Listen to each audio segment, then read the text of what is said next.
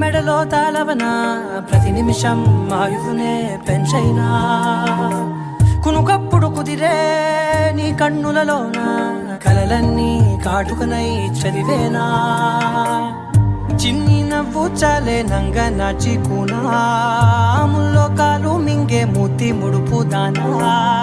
ఇంద్రధనసు దాచి రెండు కళ్ళల్లోనా నిద్ర చెరిపేస్తావే అర్ధరాత్రిరైనా ఏడా కాశీ రాసోనిది ఏ గడియల్లో పుట్టారు